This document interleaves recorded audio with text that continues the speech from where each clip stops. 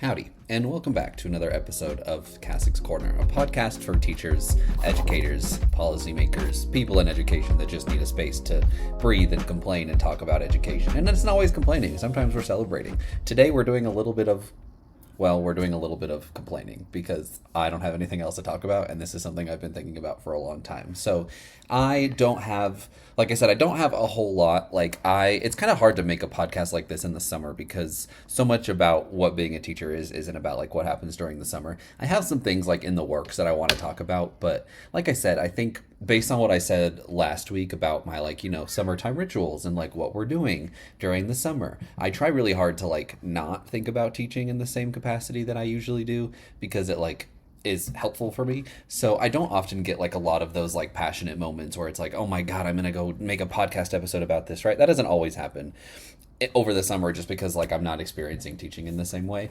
But there's this concept I've been like thinking about for a long time, right? And it's this idea of maybe this requires a little bit of a backstory. So when I was writing my teaching book, and it's not published, don't go look anywhere for it. I'm trying. It's getting there. We're gonna get there, okay? I'm making a collection of like all of these stories of like all the things I've done in teaching and all like the students that I've kind of taught and like giving you kind of like a vignette of all of them throughout the years that I've got to teach them and got to be like their mentor and things like that in the classroom. And that's kind of like the basis of this book, but also in the book there's like a lot of conversations about like just like waking up and what teaching is like and the different responsibilities and like the different like mental pains we go through, right? It's definitely like in a sense like autobiographical because like it is about me in a lot of ways, but it's also like about teaching, right? And there's this one chapter that I wrote in there that I think about a lot that is this constant phrase of like something that I've always said in teaching, and it's this idea of like I've never been this tired before. And I think if you've been teaching for a long time, you kind of understand that mentality of like working harder than you've ever had at anything and then kind of having to like expecting to keep doing it, right? And I think I've heard this from other teachers, but I've also like experienced this myself, right? Where it's I don't think I'm ever going to be more tired than I am going to be again, right? Like I'm like, okay, I've done this thing and it's like super hard for me and I've never been this tired before, and I hope never to like eclipse this amount of like tiredness again, right? And there are some things in here. I have like a list of ideas and like things that I've written about in that book and things that I like, am noodling on just in general as I'm talking about this podcast of like moments that I've never been this tired before. And then this kind of like transcends into something else, right? About a bigger educational issue. So I'm going to start like kind of like in the microcosm of it, which is like my own experiences, right? Because this is my podcast. It should be about me, right? So the very many moments I've had over the past like 10 years of my teaching career, right? Going into my 11th in August, like I'm sure things are going to get even worse, right? They always tend to, which is something I'll come back to at the end, hopefully, if I remember right. But I wanted to start this episode and kind of talking about like the things that I thought in my teaching career that like I am exhausted and I will never feel this exhausted or more exhausted than this in my whole life.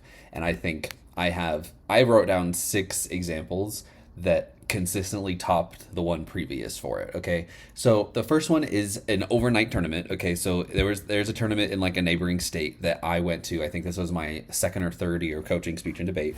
And I've talked about speech and debate on this podcast before. Like I have a whole episode like devoted to it and like what it is. And the kids like decided to like go to this overnight tournament, and I did all this stuff to get there, right? Like I planned all the permission slips, I planned like the hotels, I planned how we're going to get there, I planned all the driving, I planned like all of those different things, right? So leading up to it was, all of that on top of like the ending of a semester, because this always happens. It's a holiday tournament, so it happens like the week that everyone gets off of school. So it was like that final Friday of the year, of the semester, and of the year, I suppose, at school. And we, work really hard all that week. We do finals, we do all the grading, I have to submit all my stuff, and then like we leave like halfway through that last day, right? And usually that was a day for like just teachers at the old school I worked at, because we didn't have Fridays for school anyway, so it was a lot of like teacher prep time on Fridays. So what we did is I would finish all my grades by like the previous day and then come in on that morning, and like all of it would be preparation for this tournament. And we did this a couple of times over the years, but that first time that I did it, like that was my first overnight tournament way back in It was probably, I think it was honestly 2019. Sounds actually right. Like right before COVID. Sounds kind of accurate. I'd have to look at like some old photos and stuff, but that sounds super accurate to me, just like judging about what the kids I remember being there and stuff and what age they were. But anyway, so that was a moment that it's like, okay, we got there. I all of a sudden had to be like responsible for a bunch of teenagers that I didn't really know how to do at the time.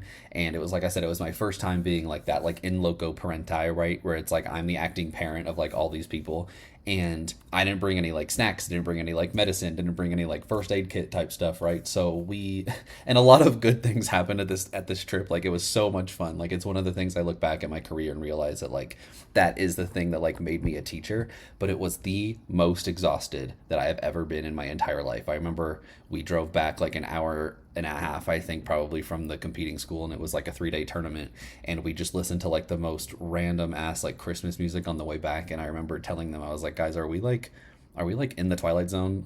Like, does anyone else just feel like so dead tired? And obviously they were, but they were like a different sense of tired than I was. So that was a moment where I thought, like, I literally in my whole life I have never been this tired, and I don't ever plan on being this tired ever again, right? Because it's like we put in all this work, right? And then we're asked to do more, right? So then as I keep going up this list, right, the thing I did at my old school a lot is, because I like ran the yearbook and because we were like doing fundraising a lot, I like helped out at student council. What ended up happening was that we would put on a school dance. So we put on a middle school dance, and we did one a year. My dance was typically in October. So what I always did up in like for the whole month before is like we planned the DJ, we planned the food, we planned the chaperones, we planned the night, we did the decorations, we were, planning all of these different things. And then that night, it was always like a Thursday or a Friday night, right? Like right in the middle of the week or right at the end of the week, that we decided to have the dance, and it would go until like 9 o'clock, which isn't too bad.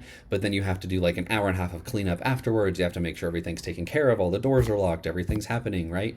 And then you have like the 2 hours of the dance where you're like in full on chaperone mode, like you're like running things, you're like running around the school and the gym and the cafeteria and like whatever other areas you have open. And since you're in charge, like everyone's coming to you with all these questions, and it's just like 2 hours of just like constant overstimulation, right? And we've talked about that before in a different way, right? But the idea of like, after those nights, I would take one of the pizzas home that we had left over, and I would sit on my couch and I would eat that pizza, and I would say, I have never been this tired before. And it was literally just one of those same things that happen over and over again, right? Because we as teachers are often just like tasked with these like huge events. And the thing, and I think I've talked about this before on here, but it's like when we are quote unquote expected to do these things, right? Like nobody paid me extra to do a dance. Nobody paid me extra to plan the whole dance or to organize everything and get all that going for the kids, right? And while it was for a club that I was running, right, like while it was an active fundraiser, it was also not like an expected part of my job, right? So as, I go and do it, people like expect that of you forever. And it's like, I don't get extra money for that. Like that was all basically just like extra volunteer work. And I do have another episode in the works of like things that I, weren't a part of my job description, but it's one of those things that it's like, I know that I did it because I wanted to do it, and like that was the whole point, right? But it's also something to realize that it's like a lot of the things on here are not part of the like general job description that teachers end up getting done anyway. I'm sure most of the teachers here have chaperoned a dance, if not put one on themselves. And I think it's like those little things that just like increasingly build to our level of burnout, which, again, it's not part of our job description. It's just something we do just because we can, and we like, we want to, and we want to support the kids. And that's what it's come down to, right? So when we're sitting at our houses and we're eating a sad box of pizza at the end of the night because we haven't been able to eat for a week, right? Because we've been so stressed about this, the idea is we don't often get that recognition, right? And I think that's the thought that I started when I went into this little rant is I would do these dances, and like I said, I think I've talked about this before, but I would do these dances, and like I said, I would do them once a year. One year, I think I broke the record for how much the school had made in like a single dance, right?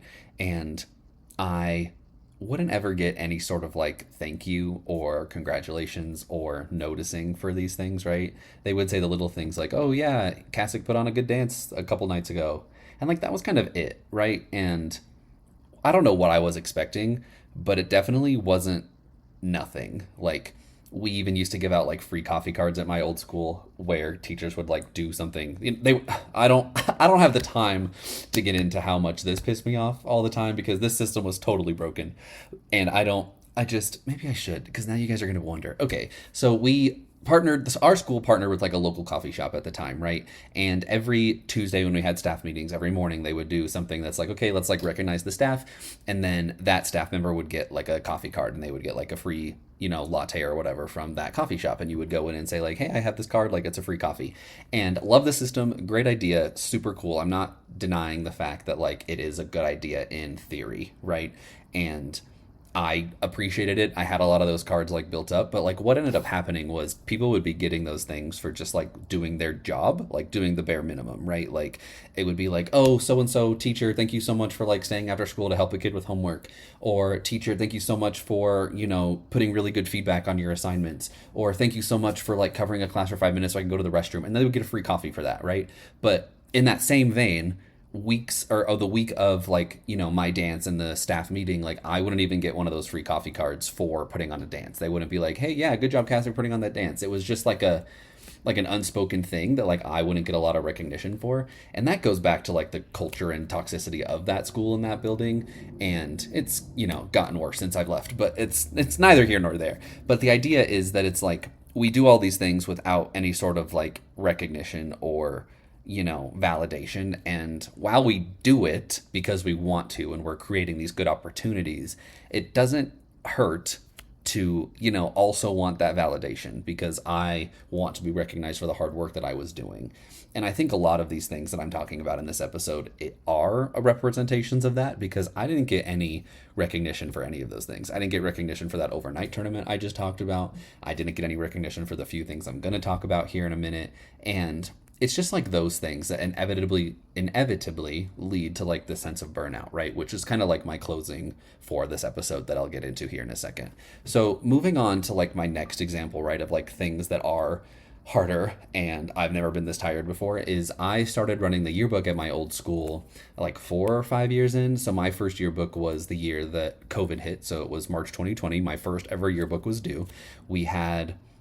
We usually had it finished around spring break, right? Like that was my goal, is to finish it before spring break because that's usually when the deadline is for the year, which is wild because like there's a lot of stuff that happens after that. But anyway, our deadline was around spring break. And as we know, like COVID kind of like really hit during spring break, right? It was like that last Friday. And then all of a sudden we never went back to school.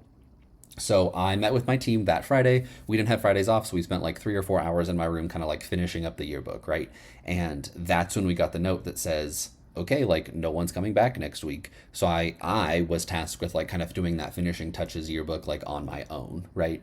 And I remember like staying up super late to like make sure everything was good.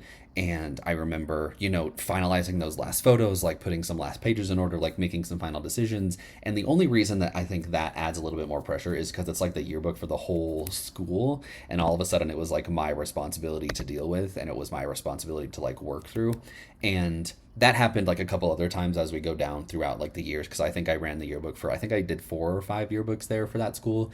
And creating that like last minute yearbook and like doing those yearbook meetings and having that like last Friday of the year where you're spending like, I think the longest I spent with a team there was like 8 hours probably. Like we spent a whole day just like looking at spreads and layouts and editing and reprinting and printing and reprinting and printing all of these different like pages of the yearbook, because it is a lot.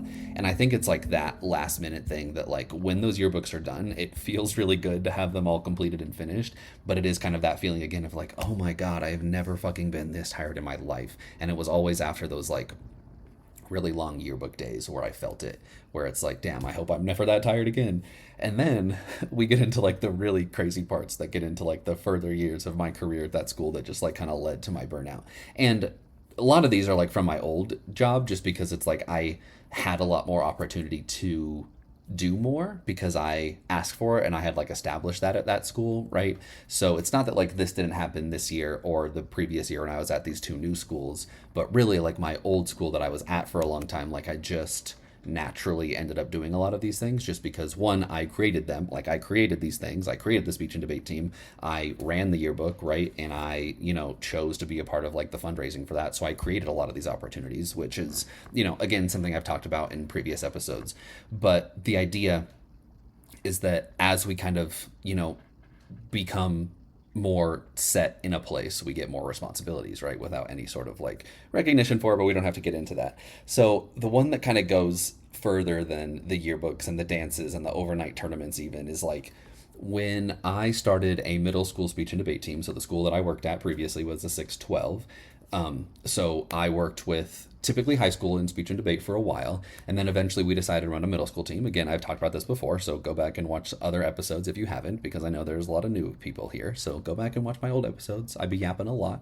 And what would end up happening is middle school tournaments only happened like once a month, right? So they would happen on Friday nights typically. And then high school tournaments happen on Saturday mornings. And in speech and debate, that's like not unheard of. Like you spend your entire Saturday at a random ass high school, hours away, and you don't get home till like 2 in the morning. Like it's just a thing and it's beautiful and I love it. But the middle school tournaments kind of do the same thing where it's like, you go after school on a Friday, you leave early on a Friday, and then you spend all night there, right? And there was a couple of weeks throughout my last couple of years there. Like it always happened where that month that there was a middle school tournament on that Friday night, there would be a high school tournament that next Saturday morning. So what that looked like for me is on Friday, I would wake up at, my typical time. I would go do my, Friday school stuff in the morning. I would work with the yearbook kids and then I would, do the tournament. So then I would take the kids from, we'd probably leave somewhere around like noon or 1, depending on where the tournament was, and we would drive an hour and a half to get to the tournament, and then from there we would be at the tournament until like 9:30, 10, depending on how the tournament goes, and typically tournaments run late, so we know we get there like 10, 10:30. We finish like 10 ish, right? Typically I think would probably be average 9:30. You'd probably be like being a little bit more hopeful about it, depends.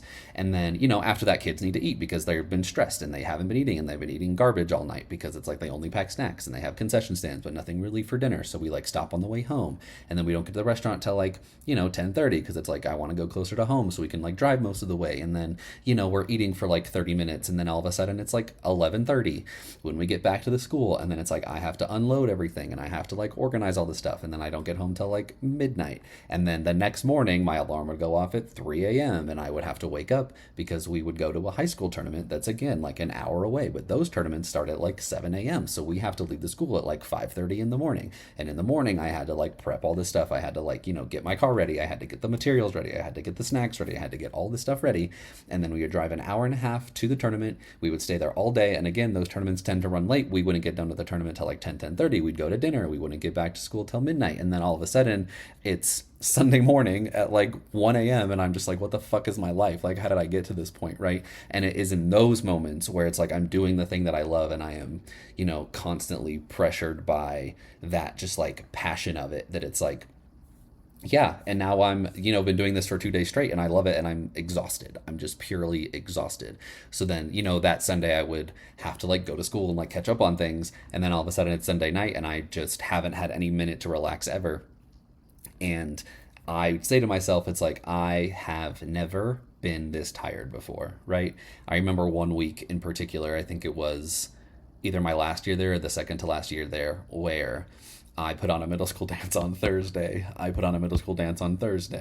And then I had so like I talked about, like I had a dance. I was in charge of it. I ran it. I did all the fundraising. I did everything. And then I went to that dance, ran that, didn't get home till like 10:30, 11 that night. Then Friday I had a middle school tournament that same afternoon, and then the next day I had a Saturday tournament for high school. So it was like these 3 giant events that I was in charge of that, purely exhausted me to my very core. And again, like, yes, I realize that I chose this and I do get paid extra for some of it, or I fought to pay extra for some of it. Again, that's in a previous episode. So if you don't understand that context, go back and watch it. It's probably like season 1, because that's when I'd be yapping about myself the most. And then I would, I just wouldn't get any recognition for it. I spent this whole weekend devoted to like helping the kids. And then, I get into school on the Tuesday meeting and they're like, kudos for showing up to your job. Here's a free coffee card. And I wouldn't get fucking anything. And no one would even like recognize that I did that. And I would do my best to like make sure the kids were recognized, right? Like I would put their results on the morning announcements and I would talk about how much money we made, and I would make sure that like parents knew and all these different things. Like I was communicating, and like they didn't even bother to like take a second to say like, thank you, good job. And I think that's the piece that like sucks about this, because maybe if I had gotten some recognition right? Like maybe if I had gotten some recognition for all the hard work that I did on this, maybe that exhaustion would have felt worth it, and maybe like the burnout wouldn't have hit as much because at least I would have had that to look back on, right? And I had the kids and I had their experiences and I had their joy and their thanks and their gratitude. But there's a difference when it's coming from them based on, because that's why you're there. But when it doesn't come from the adults that you work with and everyone else is getting it for the bare minimum, like it fucking hurts. And that's all, Okay, so that leads me to the most exhausting but rewarding experience that I've ever had in my entire life, right? And as a teacher, as a person, as a professional, as whatever, all of these experiences have been kind of like one-offs, right? They've been like dances and yearbooks and tournaments and whatever. This next one was it was speech and debate nationals, and I've talked about that before because I like low-key just got back like a month ago and I was there and I talked about it a little bit, but this was my first experience with it, right? So this is at a time we had a middle school and a high school team. There were 14 kids, I think, that I took on this trip, and I was the only coach at the time. So what we did is we planned a trip to Arizona, because in Arizona was when the national tournament was happening, and we decided as a team that we were going to go.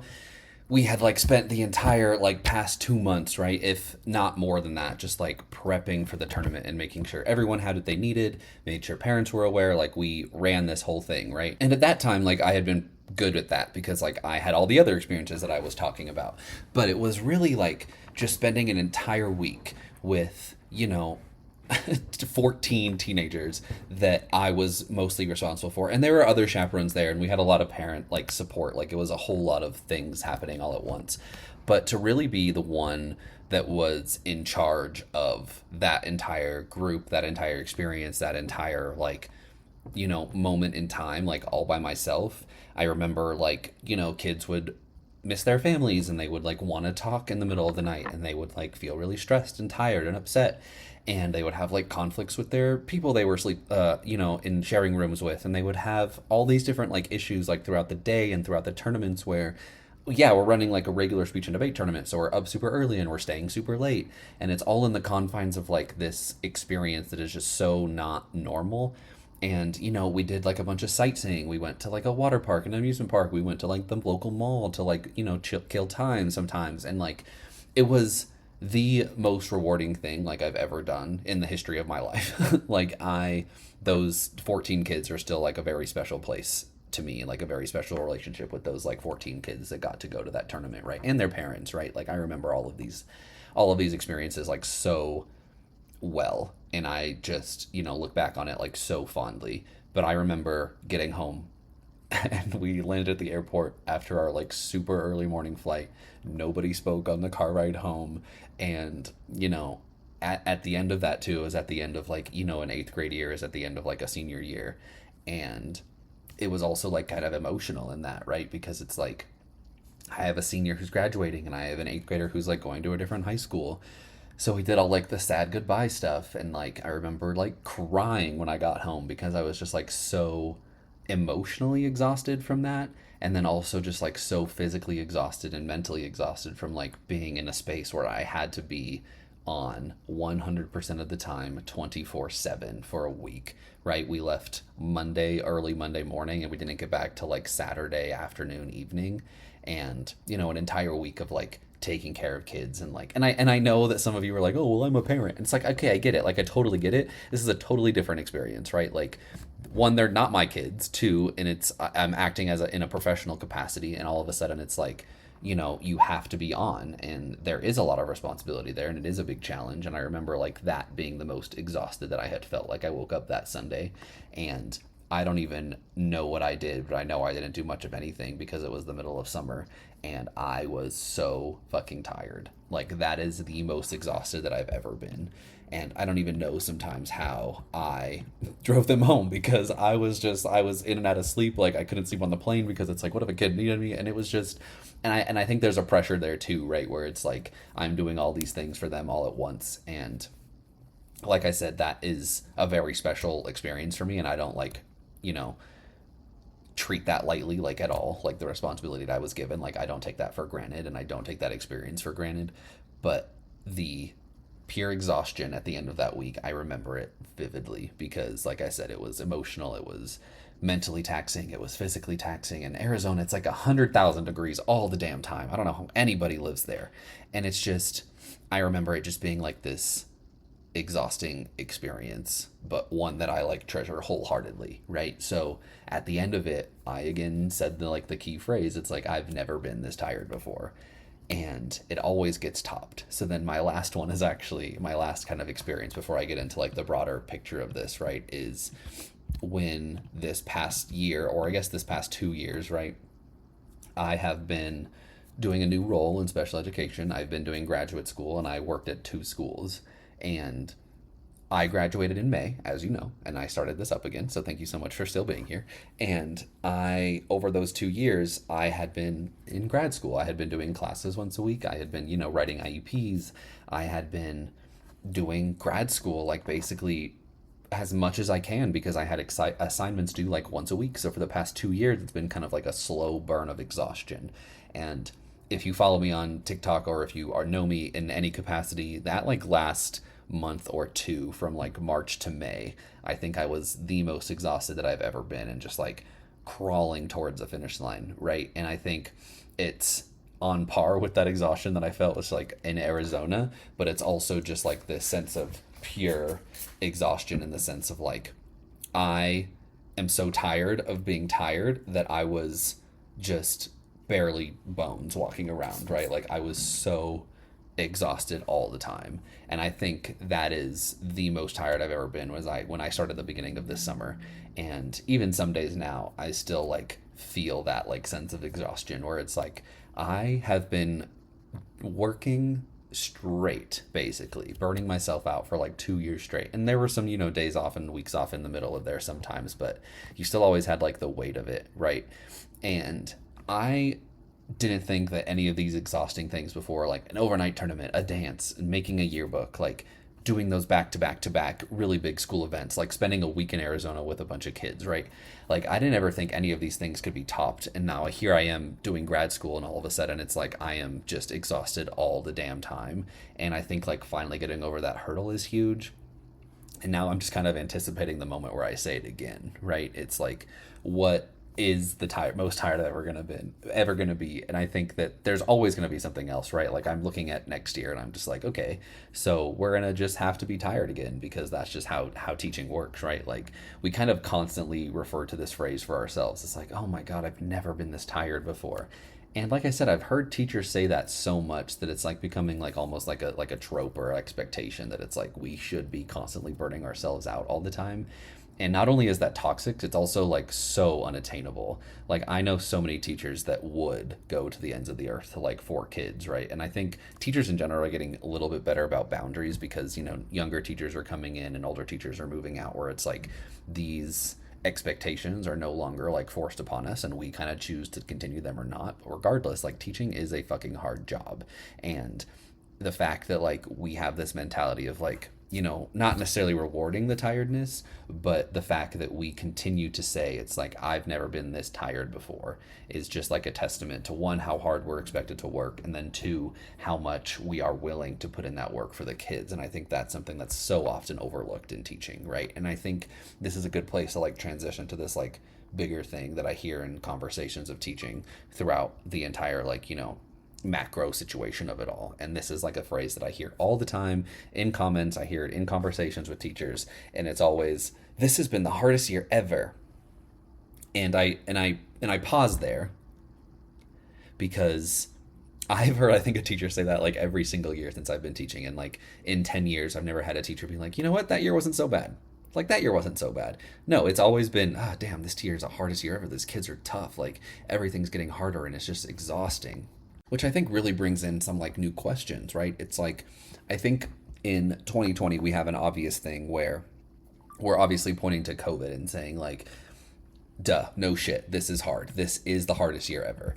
As a teacher, I couldn't imagine like any year being as hard as COVID in 2021, 2022. Like, I don't imagine any year being as hard as that previously. But I also know that there were like other big events that happened, right? So during COVID, it was really easy for us to say that because it was obviously true. Like we could point to COVID and say, yes, this has been the hardest year ever. But we say that every damn year. I don't know if I've had a conversation with a teacher recently in the community. And I'm going to say it again because I don't think I've had a conversation with a teacher in the community at my job in general that I know and converse with that hasn't said that this has been the hardest year ever. And I just don't understand like where that comes from. And you know, I think a lot of the years they're challenging for their different reasons. Like I can look back across my career at this point and point out like, oh damn, that was a tough year. Or, that year wasn't so bad in retrospect, right? But it's this idea of like this it's almost like a social thing at this point where it's like we're just saying it because we have to believe it's true because everyone else is struggling. So it's like let's just normalize it and let's just say this has been the hardest year ever even though it like fucking wasn't. So I don't know, I think I struggle with that because of the fact that it's like, yeah, this year was hard, but was it the hardest year ever? Like I don't know, it's almost like we're just saying it to cope, or we're saying it because that's what it's expected, right? And I don't necessarily think that every year is getting harder. I don't think the kids are getting harder. I think we have to adapt in new ways, but it's not even like what are we pointing to? You know what I mean? It's like what is the thing that that things are going so poorly, right? I mean, I think you can point to like the political state of the world. I think you can point to the dismantling of education in general. I think you can point to the lack of value of education, which I've talked about before on this podcast, right? I think you could point to like the political state of the world where it's like you can't teach about certain things because people are going to get all pissed about it for whatever fucking reason, right? And I think you can point to those reasons and say this has been the hardest year because of those things. But I don't know, it's like we're almost normalizing it being challenging instead of like working towards making it better. And I think that's like the issue that I have with this, right? It's like we're becoming like complacent in saying it. One, when it's not true, and then two, when it's just genuinely a thing that like we can try to fix, right? Like, so what makes years hard, right? Like what makes them challenging? How do we adjust? And I don't have the answers to any of those things, obviously. Like I have thoughts and I have ideas, but it's really hard because it's like there aren't any things that we can point to that makes this the hardest year ever. But I hear that all the time. And I think I've heard it, like I said, every year that I've been teaching. And I've been teaching for a while now. And like to have this kind of pattern repeat itself of saying, like, oh, damn, this has been a hard year, like the hardest year yet. It's like, I don't, girl, like, was it? Like, are we sure? Like, why? Like, what are we pointing to? We can't continue to like say it every year and then not work on anything in making it better, right? And like I said, I don't know that I have the answers to like what makes it better, but I think a big part of it is the expectations we put on teachers, right? I think that has grown, and I think the capacity that teachers have to do what kids need is tough, is more challenging. It's almost impossible to do everything that kids need because we're getting more, pressure from all these different areas, and we're getting more expectations put upon us, and there's all these different things we have to do. And then you throw in the random things, right? Like I said, like the political state of the world. Like you can't teach books the same way. Like in Texas, they're fucking making you read the Bible in class, and it's like, what do you mean? Like how am I supposed to like learn this whole new thing and teach it to a kid when it's like a strictly religious thing? And it's like we can't be doing that, right? And I think that is going to make that a very challenging year for those teachers that have to do that and understand like the nuances there and work through that, right? Like I don't agree with that at all. I don't think that we should be requiring that. I truly don't. And I think that is something we can point to, right? The political state of things. It's like I have to be careful about how I show up in the classroom for one, and I have to be careful about all these different things that like I'm teaching and like the books we're reading, and we have to be careful about what we say in the classroom. And I think those things make it hard. And I think we can point to those and say, yeah, sure, that is making it more challenging. You can even point to like I think AI is a huge one. I think AI makes schools like super challenging because it's like, how am I supposed to teach kids when there's this easy out that gives them an excuse to like not try, right? And I think all of these things are things that point to the deteriorating state of education in general. And however, it's like, how can all of these things continually get worse? And maybe you guys, maybe I'm just like sad that maybe it's true because maybe society is getting worse. And I think maybe that's the problem, is like as society gets worse, like teaching gets worse. And that's just kind of like how things work. But I hear this all the time, and it kind of functions as a complaint in some ways, where it's like I'm talking with teachers and it's like, oh shit, this isn't the hardest year of my whole teaching career. And it's like, I don't know, girl, like, but why? Like, what's really changing? You know what I mean? And at the same time, the whole world is changing. So I don't know that I have an answer to this. It's just like one of those things that I like think about all the time, where it starts with a teacher burning themselves out, right? it always starts with the teacher just like continually burning themselves out on all these things that I've talked about and that they care about and that they want to do, and then they aren't given any sort of recognition for it. They aren't paid extra for it. They're just expected to perform and show up in those ways. And then at the end of the year, we're looking back on all these things that are just extra piled onto us because we will do it, because we'll do it for the kids, because we'll do it because it matters, because we'll do it because it'll make a difference, right? And then we look back on the year and it's like, this year has been the hardest year ever. And there's no alleviation. Like there's no rest. There's no any sort of like, release of all this tension. And like, that's, what I saw happen to myself for 8 years. And that's what I, ended up leaving that job for. And that's why people are leaving the profession, because it's like, we're not doing anything about it. We're just like sitting and complaining. We're not teaching teachers about like how to teach about trauma. We're not teaching teachers how to handle expectations or set boundaries or say no, right? We're not teaching teachers to like not settle for admin that are going to disrespect them and push more things on them, right? Like we aren't doing anything about it instead of like just dealing with it. And I think maybe that's the core of like what I'm talking about here, is it's just like we sit here and we say we're never going to be, I've never been this tired before, and we say this has been the hardest year ever, and we just like wake up and deal with it. And I don't know that that's the cure to any of the problems we're having, and I don't know that that'll change policies. Like I don't know that that'll make politics easier to stomach in the classroom. I don't know if that'll make AI easier to deal with, right? And I just, like I said, this podcast is more meant as just like a space to talk about it, because I don't have the answers. I've been in education for a long time. As you know, I have a lot of experience in different realms of education, but it's like, I don't have the answer to like why we're more tired than ever all the time, and why we're still getting more tired even when we thought we've been this tired before and never have been this tired before. And I don't know why the years are getting harder. I don't know why the kids feel like they're getting tougher when they're just fucking kids, And I don't have any answers.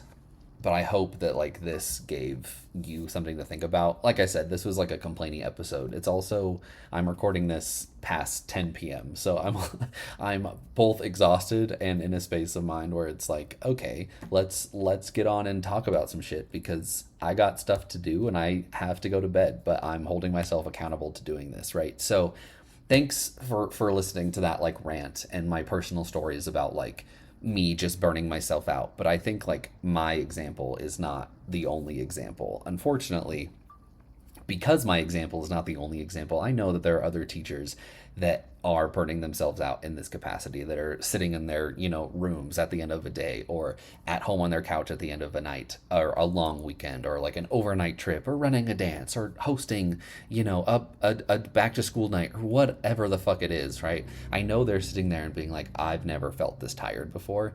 And I just want you to know that you're not alone, and every teacher is working too hard, and we're all feeling the weight of it. And I just like want things to be better.